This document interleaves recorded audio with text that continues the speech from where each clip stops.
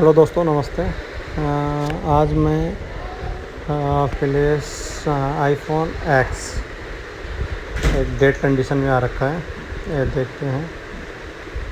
ये देखो, जैसे मैंने किसी पावर सप्लाई लगा रहा हूँ, इसमें देखो ऑटो एम्पियर ले रहा है, यानी कि शॉर्ट दिखा रहा है। ठीक है। तो देखते हैं इसको हम किस तरीके से फाइंड आउट कर सकते हैं और आपको क्या क्या स्टेप फॉलो कर देना चाहिए। और इसमें देखते हैं हमको पीसीबी लेआउट, जो पीसीबी है, सेपरेट करना पड़ता है या नहीं पड़ता, उसको भी देख लेते हैं। ठीक है, लेयर को अलग अलग करना पड़ेगा या नहीं पड़ेगा, वो अभी डिसाइड हो जाएगा, क्योंकि शॉर्टिंग कहाँ पे है वो ज़रूरी है। ठीक है, तो देखते हैं। मैं थोड़ा सा स्कीमेटिक देख लूँ।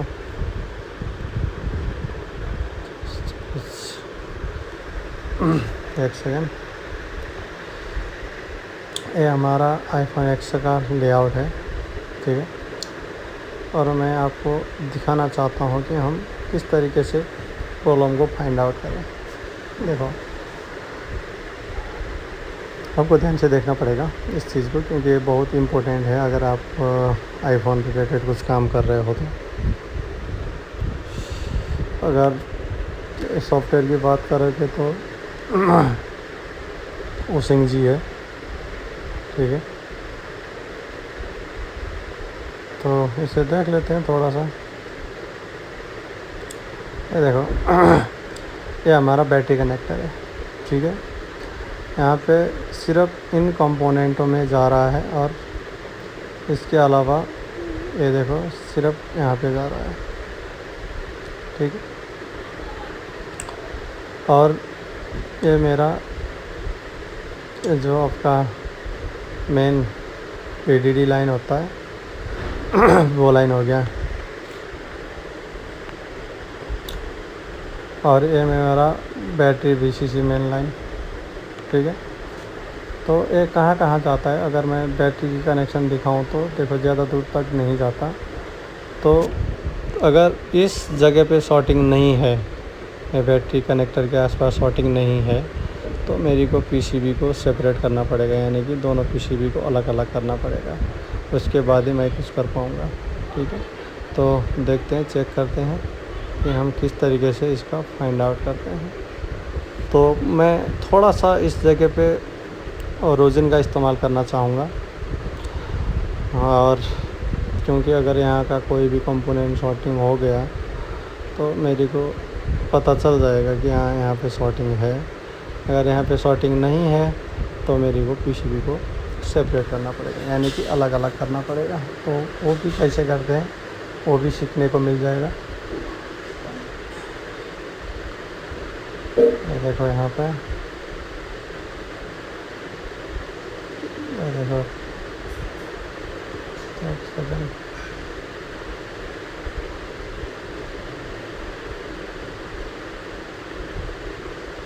देखो, ये लगा रहा हूँ, लेकिन कुछ भी शॉर्टिंग मतलब कहीं पे भी आसपास नहीं पिघला, का मतलब है इस जगह पे शॉर्टिंग नहीं है। ठीक है, तो उसके लिए हमको पीसीबी को खोलना ही पड़ेगा। पीसीबी खोलने से पहले यहाँ देखो बीच में एक टेप लगी हुई है, उसको हमको अलग करना पड़ेगा।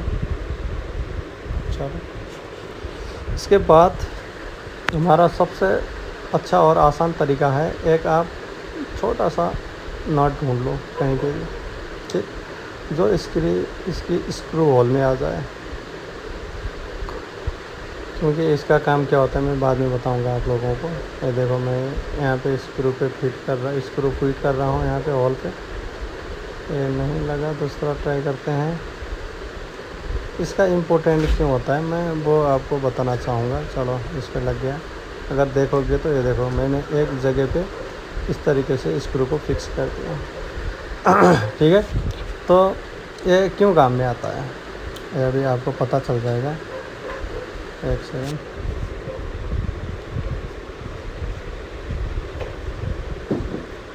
और ये देखो, हमारे पास WL का प्री हीटर है, और इस प्री हीटर भी है, और रिवॉल्व स्टेशन भी कह सकते हो इसको, ठीक है। रिवॉल्व भी इसी में हो जाता है, मतलब थोड़ा सही बना रखा। पहले हमको ज़्यादा दिक्कत होती थी, तो जब से WL हो गया, कॉनली का हो गया, इनका जब से आने लग गया तो ये थोड़ा सा इजी हो गया है, ठीक है। तो देखते हैं इसमें PCB सेपरेट करने के लिए फिक्स टेम्परेचर रखें, ठीक है। चलो, और हमको PCB को X की हॉल में, X की हॉल में सेट कर देते हैं। एक सेकेंड, थोड़ा सा गंदा है तो इसको साफ कर लेते हैं। कहीं कहीं भी पेस्ट लगा हुआ है, ज़्यादा तो नहीं है।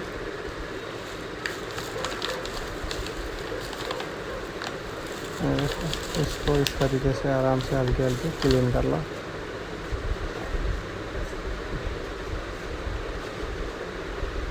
नहीं तो ये पेस्ट PCB में चिपक जाता है तो मज़ा नहीं आता।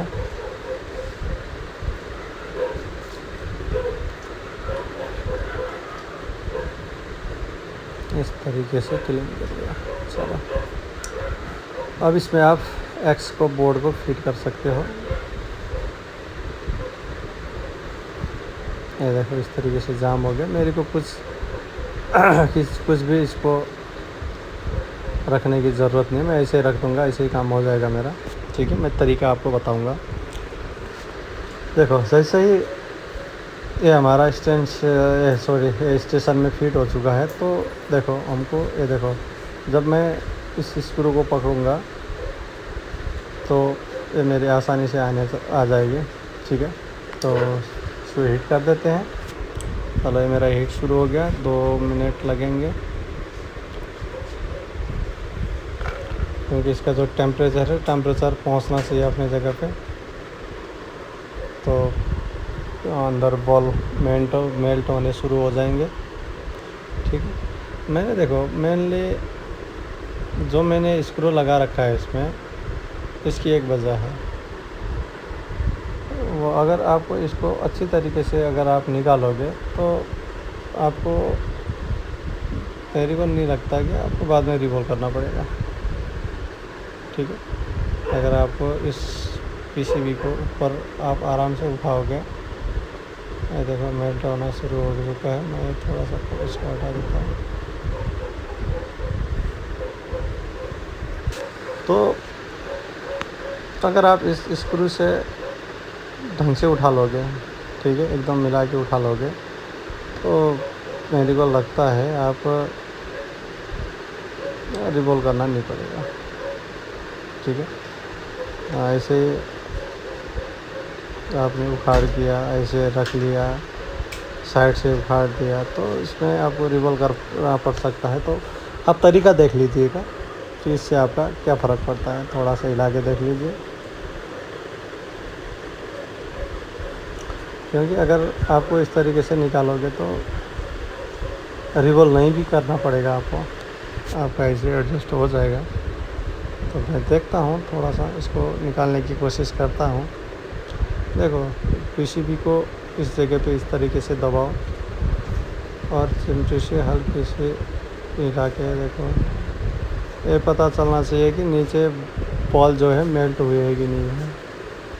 ये देखो आराम से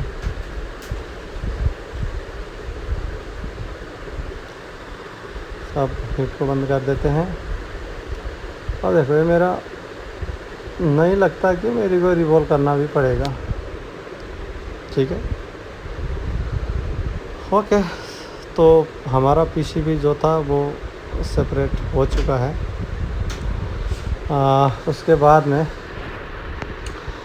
हमको पहले तो सॉर्टिंग कहाँ पे है वो पता करना होगा, ठीक है। सॉर्टिंग किस जगह पे है उसको पता करना पड़ेगा। उसके लिए मेरे को दोनों PCB को चेक करना होगा, ठीक है। मैं आपको यही तरीका स्कीमेटिक में भी समझा दूंगा ताकि आपको और अच्छी तरीके से पता चले। और सबसे पहले तो आपको ये CPU का ऊपर जो ये लगे हुए हैं, ठीक है, हम बहुत सारे बस ओके लग रहे हैं। ये देखो। और अगर सेकेंडरी बोर्ड को देखोगे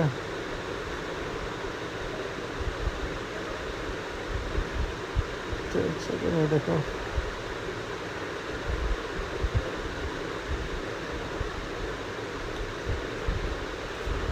और इसकी जो देखो ये पेस्टेड की हुई है, इसको हमको हटा देना चाहिए। बाद में अगर रिवॉल्व करेंगे तो तब दिक्कत आ सकती है, ठीक है। तो इनको हल्की हाथ से पकड़ के साइड कर देते हैं। ये देखो इस तरीके से पूरी निकाल दो, इस तरीके से। ये रहा,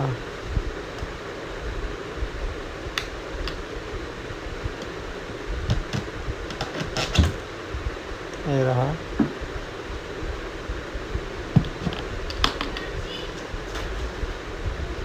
ठीक है, तो ये निकालने का मैंने आपको बता दिया। अगर हम बाद में रिवॉल्व करने लगेंगे तो काम नहीं भी हो सकता है, तो इसीलिए हमको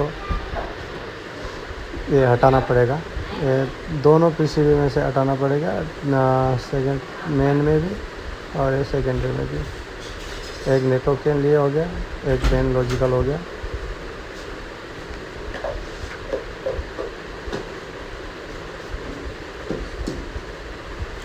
अब इसमें जो ये देख रहे हैं इसको भी हमको साफ़ करना होगा। इसमें क्या नहीं, चलो देख रहा हूँ सारा क्लीन हो चुका है। और इसको थोड़ा सा एक ख़त्म होने के बाद में कटन से भी थोड़ा साफ़ कर लेंगे।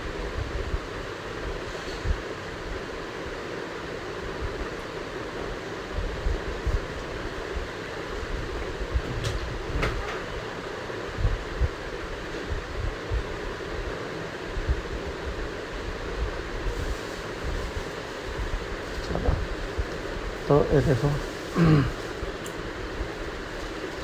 इस तरीके से क्लीन कर दो, ठीक है। चमकना चाहिए।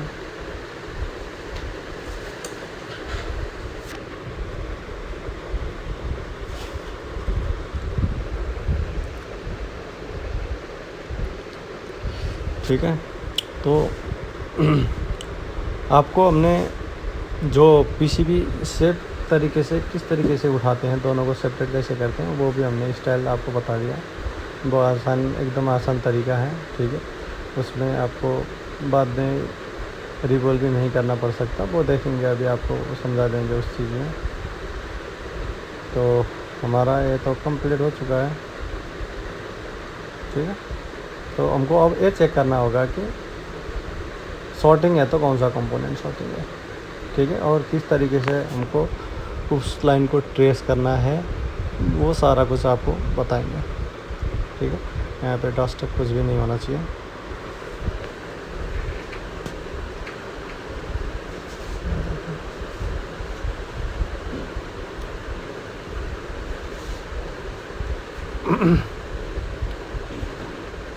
अब अगर मैं लगाऊं इसमें बैटरी कनेक्टर, तो मैं दिखाऊं आपको।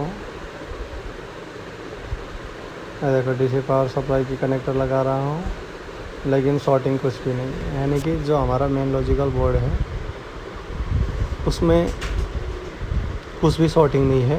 तो मेरी को सेकेंडरी को देखना होगा। सेकेंडरी में देखते हैं कौन सा जगह शॉर्टिंग है। उसके लिए हमको स्कीमेटिक का यूज़ करके आपको बता देना चाहते हैं कि किस तरीके से हम शॉर्टिंग को ढूंढते हैं, ठीक है। ये मेरा लॉजिकल बोर्ड हो गया। अगर देखो सेकेंडरी लाइन की अगर मैं बात करूँ तो इस 2 पॉइंट में सिर्फ जा रहा है और कहीं पे नहीं जा रहा है बैटरी कनेक्टर का। तो ये दोनों शॉर्टिंग होने का चांस तो है नहीं ग्राउंड के साथ। तो ये तो क्लियर है, इनको छोड़ देता हूँ मैं, ठीक है। तो अब मेरी को अगर ये नहीं है, ये देखो ये दोनों बैटरी कनेक्टर से आ रहे हैं। अगर ये दोनों शॉर्ट नहीं है तो ये कंडीशन तब आती है जब मेरा BVD मेन में भी शॉर्टिंग होगा। देखो ये जो हमारा DC टू DC सप्लाई, DC टू DC IC है, उसके बाद में उस वोल्टेज को ट्रांसमिट करते ही यानी कि फॉरवर्ड करते ही VDD मेन हो जाता है। तो ये VDD मेन लाइन को मैं चेक करके देख लेता हूँ, ठीक है। तो अगर ये वाली शॉर्टिंग हो गई तो हमको आसानी हो जाएगा कि कौन सा कंपोनेंट है वो पकड़ने के लिए, ठीक है। तो मैं इसमें मल्टीमीटर में ध्यान रखना आप, मैंने अभी दिखाया जो एक कॉर्नर का पिन है वो VDD मेन का लाइन था। और इसमें मैं चेक करके देख लेता हूँ। ये देखो ये लाइन शॉर्टिंग है, जो कि इसको शॉर्टिंग नहीं होना चाहिए था। ये देखो ये सारे लाइन शॉर्ट है, ये सारे लाइन VDD मेन के हैं।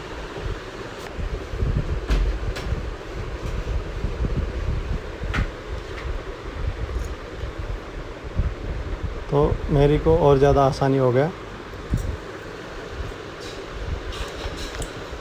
ये देखो यानी कि VDD मेन लाइन जहाँ जहाँ जा रहा है वहाँ वहाँ शॉर्टिंग है। VDD मेन लाइन क्या होता है अगर मैं आपको बता देना चाहता हूँ, ये VDD मेन लाइन वो होता है जो आपका VBAT की जो VCC लाइन होती है उसमें से DC टू DC जो IC होती है उससे जैसे ही आउट होता है तो वो हमारा VDD मेन हो जाता है, यानी कि ये भी बैटरी वोल्टेज ही होता है, ठीक है। जो हमारा एंड्रॉयड में BPS होता था ये उसी तरीके का वोल्टेज है। तो अगर ये लाइन शॉर्ट हो गया था इसमें पूरी दिखाता है, क्योंकि जो हमारा DC टू DC है वो वोल्टेज वार वार कर देता है, ठीक है। तो हम रोज लगा के देख लेते हैं कहीं पे कुछ है क्या। आपको ध्यान से देखना होगा इस चीज़ को।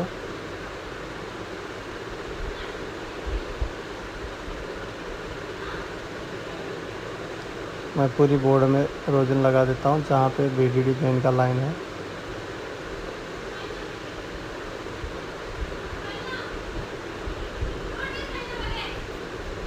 ये रहा हर जगह पे, ठीक है। तो मैंने हर जगह पे रोजन लगा दिया हूँ और मैं इस पर 4 वोल्टेज 5 एम्पियर अप्लाई करूँगा। ये देखो, ठीक है। इसमें मैं 4 वोल्टेज 5 एम्पियर अप्लाई करूँगा। वो अप्लाई वोल्टेज करूँगा VDD के मेन लाइन में।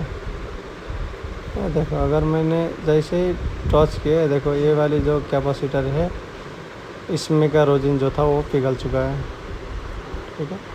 तो मैं थोड़ा सा एक बार और दिखा देता हूँ आप लोगों को।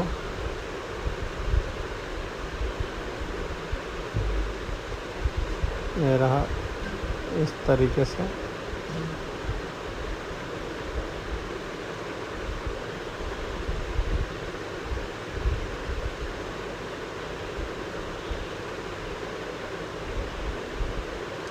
और इसको इस तरीके से लगा के दिखाते हैं। ये देखो फिर से दोबारा आपको ध्यान दे के देखना होगा।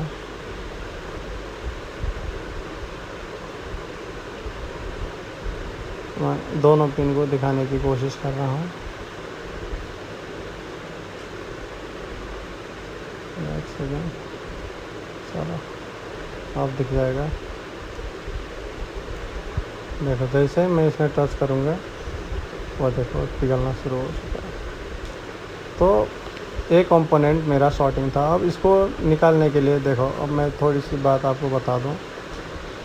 आप हो सके तो इसको आयरन से निकालने की कोशिश करो या इसको तोड़ दो। जो आसपास के कंपोनेंट में कहीं पे भी दिक्कत नहीं होनी चाहिए, ठीक है। इससे क्या हो जाता है, अगर आप हीट दोगे, इसमें हीट देने की कोशिश करके निकालोगे तो कोई दिक्कत तो कोई नहीं होगी। अगर आपसे थोड़ा सी भी मिसमैच हो गई तो आसपास जितने भी आईसी आपको दिख रहे हैं वो आईसी लगभग पेस्टेड आईसी है। आपका ये हमारा बेस बैंड आईसी पूरा पेस्टेड आईसी है, ठीक है। Base band power pasted IC है, तो थोड़ा सा दिक्कत हो जाएगी। उससे अच्छा आप इसको आयरन से निकाल लो, नहीं तो इसको उस कटर या ब्लेड से तोड़ दो। बाद में इसका टेम्परेचर लो करके आप किसी भी तरीके से कंपोनेंट लगा दोगे, और नहीं लगाने से भी फ़र्क नहीं पड़ेगा, क्योंकि ये VDD मेन है। तो VDD मेन के लिए बहुत सारे कैपेसिटर फ़िल्टर के लिए लगे हुए होते हैं, तो एक निकालने से कोई फ़र्क नहीं पड़ेगा इसमें।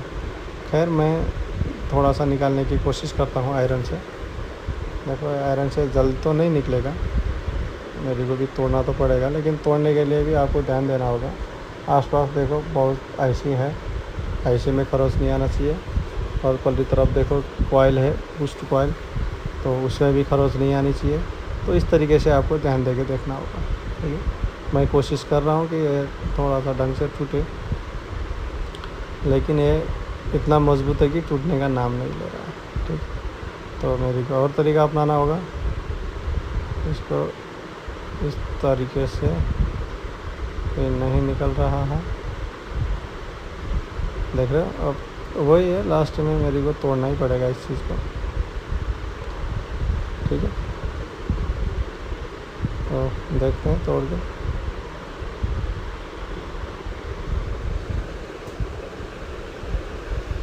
आसपास के किसी भी कंपोनेंट में थोड़ा सा भी खरोच नहीं आना चाहिए, अगर वो होगा तो दिक्कत क्रिएट हो जाएगी। एक मिनट, थोड़ा सा इससे भी ट्राई कर लेते हैं।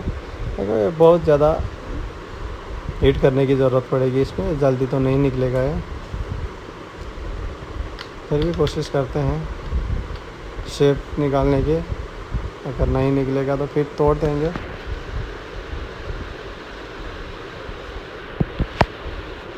ये निकालने में बहुत ज़्यादा दिक्कत होती है, ठीक है। ये आपको जब इसमें ट्राई करोगे तब जाके पता चलेगा आपको, अभी समझ में नहीं आएगा इस रिलेटेड। जब फेस करोगे तो क्या तकलीफ़ें होती हैं आपको पता चल जाएगा बाद में। आपको इधर उधर थोड़ा सा भी खरोच नहीं करना है, ठीक है। तो मैं देखता हूँ थोड़ा सा डिसोल्डिंग वायर लगा के।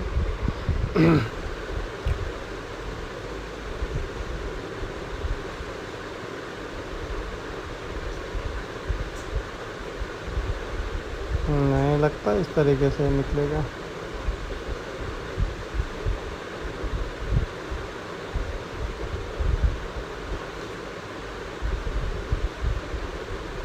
नहीं निकल रहा है, इसे तोड़ के देखते हैं।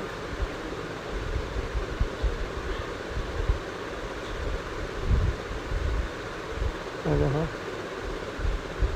इस तरीके से, मतलब शेप निकालने की कोशिश की थी तो नहीं निकला, तो मेरे को तोड़ना पड़ा। अब देखते हैं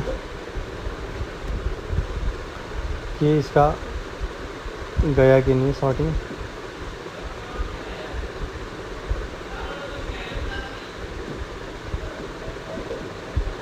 ये देखो ये शॉर्टिंग चला चुका है, मतलब शॉर्टिंग नहीं है अब, शॉर्टिंग गया, उतर गया, क्योंकि इसी कंपोनेंट से शॉर्टिंग था।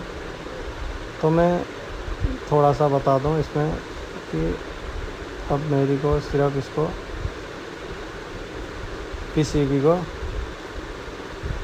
माउंट करने की ज़रूरत है अब, ठीक है। इसको एक दूसरे में जोड़ देते हैं। देखो मैंने कुछ नहीं किया, ना रिवोल किया हूँ ना कुछ किया हूँ, ठीक है। जैसा है वैसा ही रख दिया हूँ, तो क्योंकि मैंने इसको ढंग से निकाला था, ठीक है। तो ऐसे ही रख के देख लेते हैं, नहीं तो दोबारा अगर नहीं हुआ तो रिवोल करेंगे।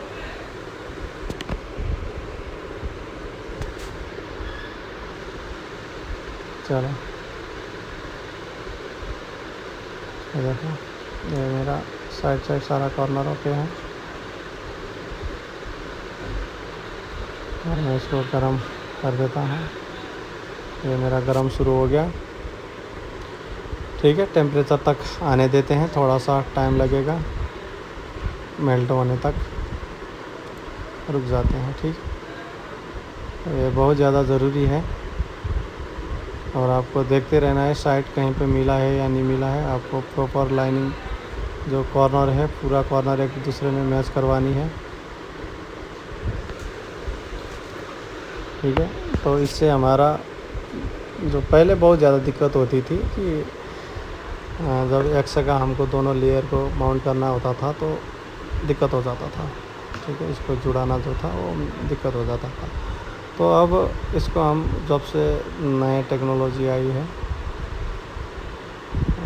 इनको बहुत ज़्यादा आसान हो गया है निकालने में और लगाने में। ठीक है, पहले जैसा नहीं रहा।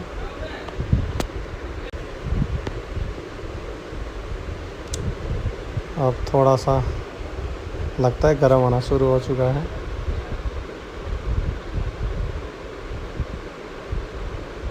देखो थोड़ा सा धुआं आने लग गया है।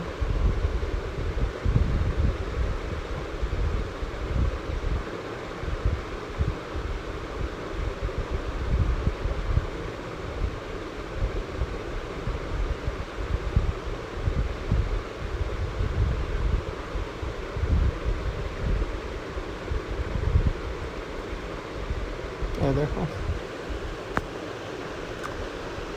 ठीक है, ये देखो धुआं आना लग गया, तो मेल्ट होने की कगार में पहुंच गया है। थोड़ा सा हिला के देख लेते हैं।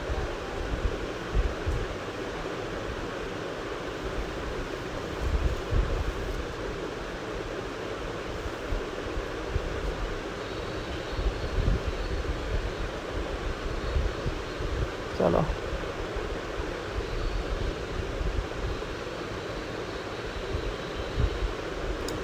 ये मेरा होने लग गया है लगभग, थोड़ी देर और।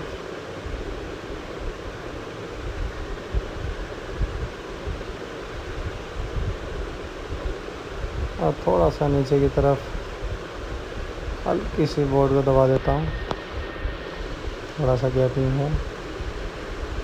तो चलो, अब मशीन को बंद कर चुके हैं।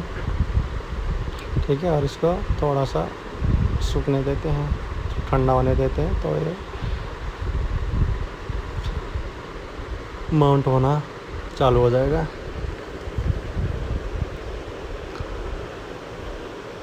चलो, लगभग जुड़ चुका है ये। चलो, तो देखते हैं अब।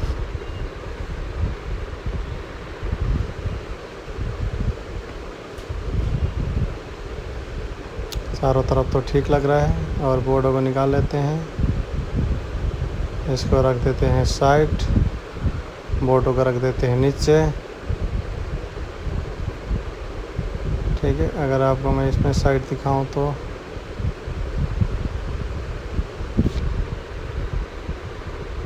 अभी देख लेना आप।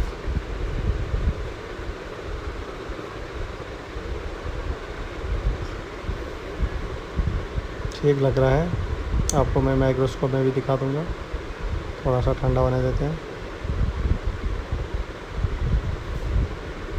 ये देखो, अगर आप देखोगे तो ये देखो प्रॉपर सेट लग रहा है मेरे को तो।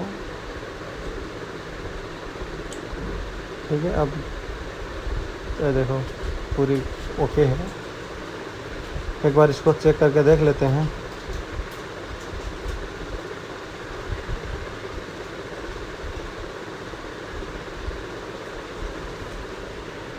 कि हमारा शॉर्टिंग निकला या नहीं निकला। ठीक है, वो ज़रूरी है।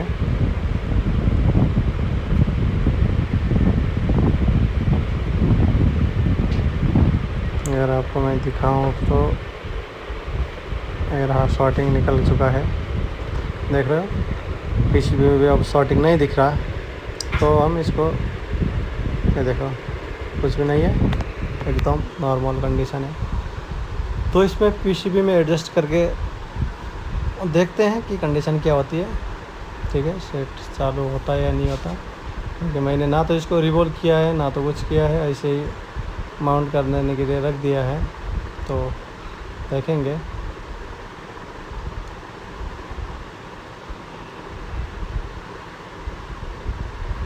इसको पहले इसकी जो हाउसिंग है, बॉडी है, इसमें फिट कर देते हैं और डिस्प्ले लगा के चेक कर लेते हैं। ये हमारे पास आया था डेड कंडीशन में। ठीक है, क्योंकि उतना शॉर्टिंग हो तो चालू होने का कोई मतलब नहीं बनता।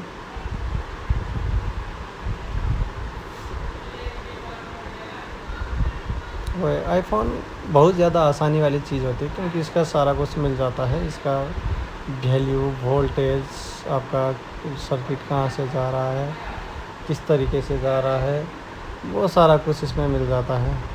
तो इतना आसान एंड्रॉयड नहीं होता है, एंड्रॉयड बहुत ज़्यादा हार्ड है, ठीक है, आईफ़ोन से। तो क्योंकि आईफ़ोन में हैंड स्किल आपका अच्छा होना चाहिए, और एंड्रॉयड में आपको जो बेसिक समझने का तरीका है वो अच्छा होना चाहिए, ठीक है। एंड्रॉयड में सबसे आईफ़ोन में सबसे ज़्यादा है हैंड स्किल की, बाकी तो आपको हर कहीं जगह पे मिल जाएगा कुछ भी।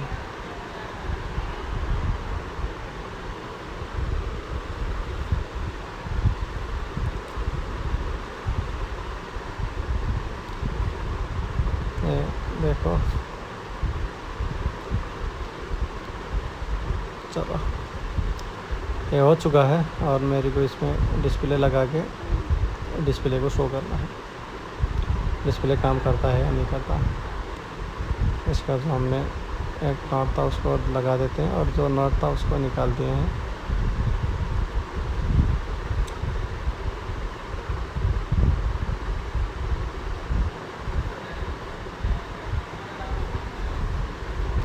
सारा कनेक्टर लगा देते हैं।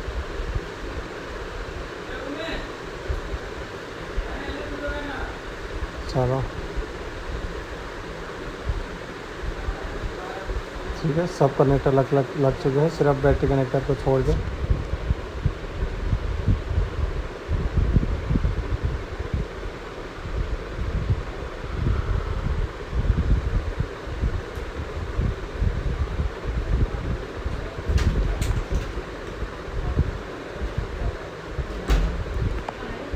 ओके, तो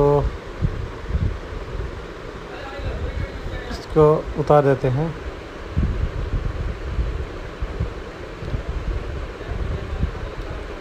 और इसमें हमको सिर्फ डिस्प्ले लगाने की ज़रूरत है, एक आध नट लगा के डिस्प्ले लगा देते हैं, क्योंकि शॉर्टिंग तो है नहीं, लगता है मेरे को हो चुका है ये। और इसमें डिस्प्ले लगा देते हैं, क्योंकि मैंने जो अभी जिस तरीके से मैंने अभी बिना रिवॉल्व के लगाया, मैंने काफ़ी बार प्रैक्टिस कर चुका हूँ, तो सही है तरीका। आप भी अगर आईफ़ोन का रिपेयर करते हो तो एक तरीका ट्राई कर लेना, आपको अच्छा लगेगा। और देखो, मैं लगाता हूँ ये डीसी पावर सप्लाई का लाइन। एक सेकेंड,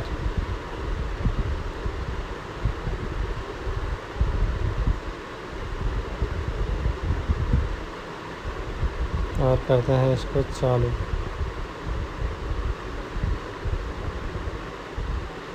नॉर्मल एम्पेयर, चलो ये हो चुका है चालू। ये आ चुका है हमारा एप्पल लोगो, ठीक है। तो आपको ये वाला तरीका आपको कैसा लगा?